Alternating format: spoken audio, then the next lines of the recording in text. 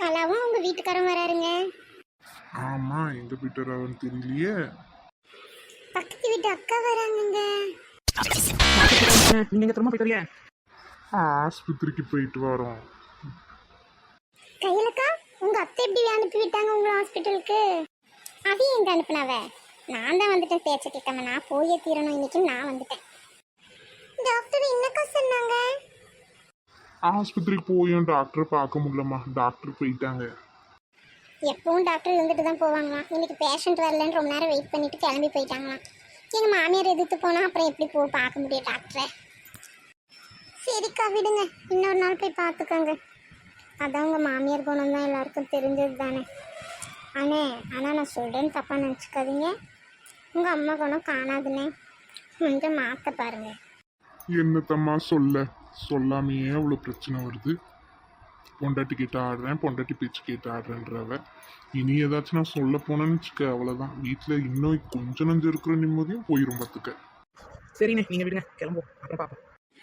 சாயந்தரம் வரேன்க்கா, வீட்டுக்கு பேசிக்கலாம். சரிக்கலா, பாய். ஏன் அப்படி எதில் பேச? அவங்க ஒரு கதை அவங்க அம்மா அப்படி சொன்னா? அதெல்லாம் ஒன்றும் இருக்காது. சொன்னாதங்கே தெரியும். ஒரு பொம்பளைய போட்டு இங்கே கஷ்டப்படுத்துகிறாங்க அந்த குடும்பத்தில்.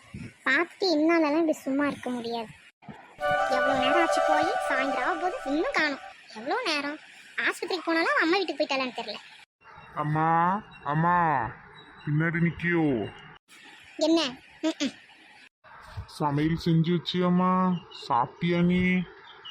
அதெல்லாம் எதுவும் செய்யலை. என்னாலலாம் செய்ய முடியாது. சொல்லிட்டா போனிடுவேன், வர சாயந்தரம் ஆகும்னு செஞ்சு வைக்க.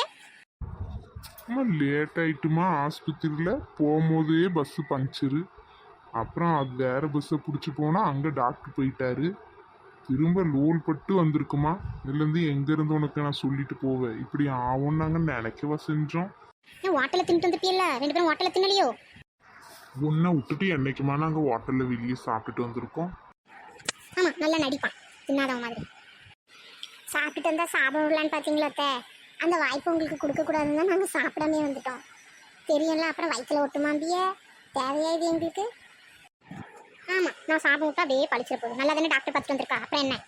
உங்கள் மகன் சொன்னது உங்கள் காதில் விழலையோ? டாக்டர் போயிட்டாரு, நாங்கள் டாக்டர் பார்க்கல. வெயிட் பண்ணோம், திரும்ப சாயந்தரம் வருவாருன்னா வேறு ஏதோ ஒரு வேலையாக போயிட்டாராம். கிளினிக்கு வரலையா இன்னைக்கு? சாயந்தரம் லீவா கிளினிக், அதுதான் இவ்வளோ நேரம் ஆயிருக்கு.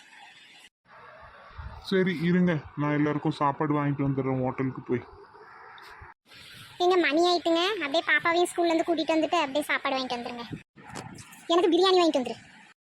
சரிம்மா. கையில் உனக்கு என்ன வேணும்? எனக்கு ஏதாவது வாங்கிட்டு வாங்குங்க. உங்களுக்கு என்ன வாங்குறீங்களோ அதே வாங்க. சாப்பாடு வாங்குங்க, இல்லை ஏதாவது வாங்குங்க.